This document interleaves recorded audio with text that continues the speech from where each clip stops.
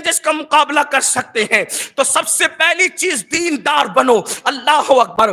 دینداری وہی جو مصطفیٰ جان رحمت صلی اللہ علیہ وآلہ وسلم نے عطا کی تھی. اس پر بہت گفتگو ہو سکتی ہے لیکن میں اسی پر اکتفا کرتے ہوئے دینداری. اپنے بچوں کو دین سکھاؤ, اپنی بچیوں کو دین سکھاؤ. ایک بات آپ سے عرض کروں, دین اپنا اتنا خوبصورت ہے, اتنا خوبصورت ہے ہمارا دین, صرف مسئلہ یہ ہے مسائل پتہ نہیں, دین پتہ نہیں. مثال کے طور پر ایک بات, آج چینل پر بیٹھ کر کے بھونکنے والے بھونکتے ہیں اسلام میں 4 بیویوں کا حکم ہے, 4 بیویوں کا حکم ہے, 4 بیویوں کا. عورتیں اس پہ جذباتی ہوتی ہیں, اس پہ عورتیں جذباتی. اول چیز تو کوئی مائی کا لال دکھا نہیں سکتا کہ اسلام میں 4 بیویوں کا حکم ہے. ہمارا چیلنج ہے, جھوٹ ہے, دجل ہے, فریب ہے. اسلام میں کوئی 4 بیویوں کا حکم نہیں. اسلام میں حکم نہیں ہے, اجازت ہے. اگر حکم ہوتا تو یہ مسواک کرنے والے علماء ان کی ایک ایک بیویاں کیوں ہوتی؟ حکم ہوتا تو یہ نمک چکھنے والے علماء ان کی ایک ایک بیویاں کیوں ہوتی؟ ان کی بھی 4 ہوتی. حکم نہیں ہے, حکم الگ چیز ہے, اجازت الگ چیز ہے. اسلام میں 4 بیویوں کا حکم نہیں ہے, اجازت ہے. اچھا پھر اجازت بھی کیوں ہے؟ تو قرآن کہتا ہے فَانْكِحُوا مَا طَابَ لَكُم مِّنَ النِّسَاءِ مَثْنَىٰ وَثُلَاثَ وَرُبَاعَ. لیکن آگے قرآن کیا کہہ رہا ہے؟ فَإِنْ خِفْتُمْ أَلَّا تَعْدِلُوا فَوَاحِدًا. ان عورتوں سے نکاح کرو جو تمہیں پسند آئے, 2 3 4. اور اگر ان کے درمیان انصاف نہ کر سکو تو ایک ہی کرنا. ٹھیک, اب آپ سے پوچھنا چاہتا ہوں, پھر یہ سوال ہوتا ہے ٹی وی چینلوں پر 4 کیوں, 4 کیوں, عورتوں پہ ظلم ہے 4 کیوں. اور ڈیبیٹ میں ان کو لا کر کے بٹھاتے ہیں جن جاہلوں کو مبادیات کا علم نہیں. ہمارے محققین کو تھوڑی بٹھاتے ہیں. ہمارے محققین کو جس دن بٹھاؤ گے انشاءاللہ اس دن دھول نہ چٹا دے تو پھر کہنا. لیکن توجہ فرمائیں, غور کریں, 4 کا پھر 4 کی اجازت کیوں؟ تو بیک گراؤنڈ سمجھنے کی ضرورت ہے. آپ بدگمان ہوتے ہیں, پڑھے لکھے نوجوان بدگمان ہوتے ہیں, بیٹیاں بدگمان ہوتی ہیں. میری آواز پہنچ رہی ہے تو میں آپ سے کہنا چاہتا ہوں اسلام نے 4 کی اجازت دے کے عورت پہ ظلم کیا نہیں. تو 4 کا بیک گراؤنڈ کیا ہے, پس منظر کیا ہے, آپ سنیں, اس کو غور کریں. خواتین موجود ہیں, ان کی بھی توجہ. 4 کی اجازت دے کر اسلام نے عورت پر ظلم کرنے کی بجائے عورت کو ظلم سے بچا لیا. کیونکہ یہ آیہ کریمہ اس ماحول میں نازل ہوئی جہاں نکاح کرنے کے حوالے سے عورتوں کی کوئی قید نہیں تھی. کسی کی 100 بیویاں تھی, کسی کی 50 تھی, کسی کی 30 تھی, کسی کی 500 تھی, کسی کی 900 تھی, کسی کی 700 تھی, یعنی کوئی حد نہیں تھی. اسلام اس دور میں آیا ہے, قرآن اس دور میں نازل ہوا ہے جب شادیاں کرنے کے لیے کوئی قید نہیں تھی. کوئی 900 کرنا چاہے تو کر سکتا تھا, 500 کرنا چاہے تو کر سکتا تھا, 700 کرنا چاہے تو کر سکتا تھا. اسلام آیا اور ان لاتعداد بیویوں کو رکھنے سے منع کر کے کہا اتنی ساری نہیں رکھ سکتے, اگر تمہیں پسند آئے تو تمہاری حد متعین کی جا رہی ہے. مثنیٰ و ثلاث و رباع, زیادہ سے زیادہ 4 کر سکتے ہو, اس سے زیادہ نہیں کر سکتے. اور اگر انصاف نہ کر سکو تو پھر ایک ہی پہ اکتفا کرو. بتاؤ یہ عورت پر ظلم ہے یا عورت پہ احسان؟ 700 900 1000 کو 4 پر لا کر مقید کر دیا, یہ تو اسلام کا احسان ہے عورت پر. آپ انداز, لیکن یہ بات کیوں سمجھ میں نہیں آتی؟ وجہ صرف یہ ہے, وجہ صرف کیا ہے, دین کا علم نہیں. ہمیں دین کا علم دینا ضروری ہے. جس دن ہمارے بچوں کو علم دین پتہ چل جائے گا اس دن انشاءاللہ نہ ہماری بیٹیاں ارتداد کی طرف جائے گی نہ ہمارے بیٹے ارتداد کی طرف جائیں گے.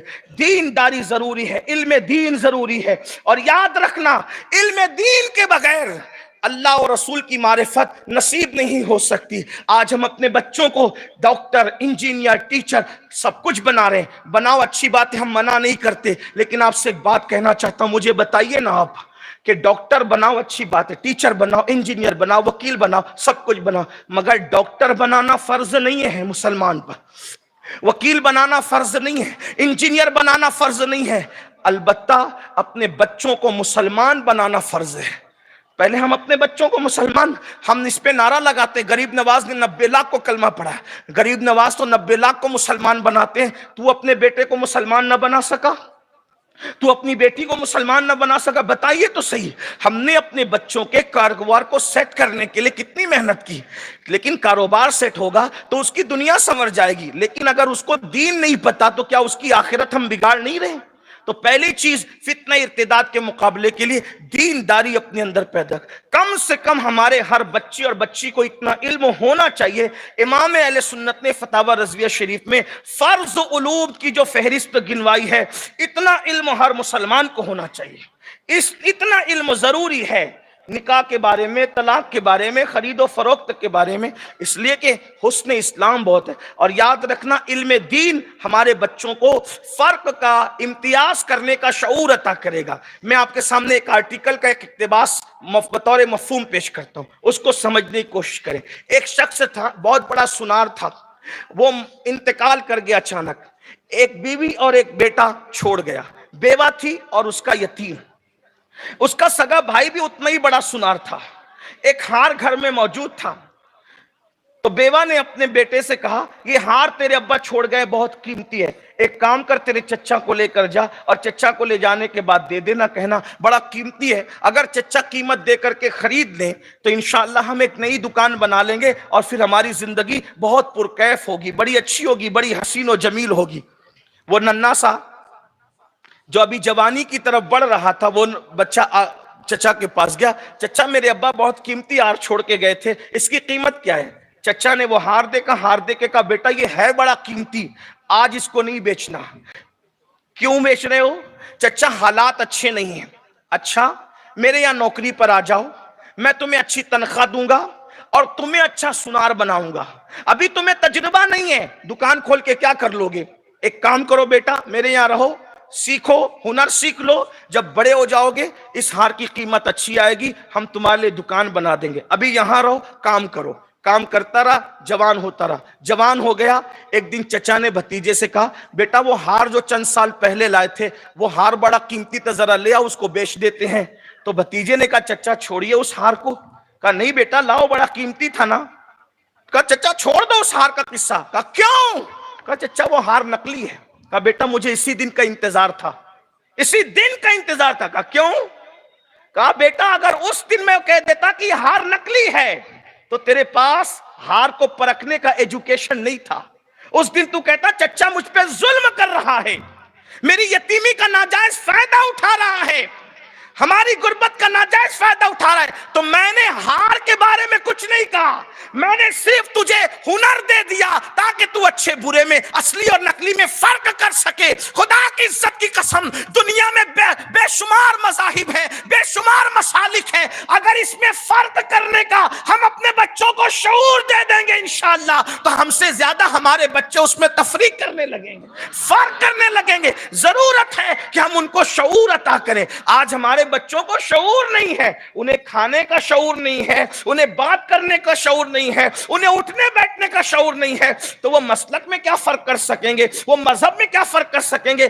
صورتحال یہ ہے کہ مشرکین کے اڈے تعمیر ہو رہے ہیں اور مسلمان چندہ دے رہے ہیں۔ وہ قوم جن کو مسجد میں چندہ دینے کی توفیق نہیں، مسجد میں چندہ دیتے تو جیب میں نوٹ ٹٹول کر دیتے، جو نوٹ کہیں نہیں چلتی وہ مسجد میں چلانے کی کوشش کرتے، اس قوم کا حال یہ ہے۔ لبرل کہلانے کے شوق میں، روشن خیال کہلانے کے شوق میں، مشرکین کے شرک کے اڈوں میں لاکھوں لاکھ روپیہ چندہ کلمہ پڑھنے والوں کا جا رہا ہے۔ کیوں؟ انہیں شعور نہیں ہے۔ اس لیے پہلی چیز دیندار بنو، دوسری چیز مالدار بنو۔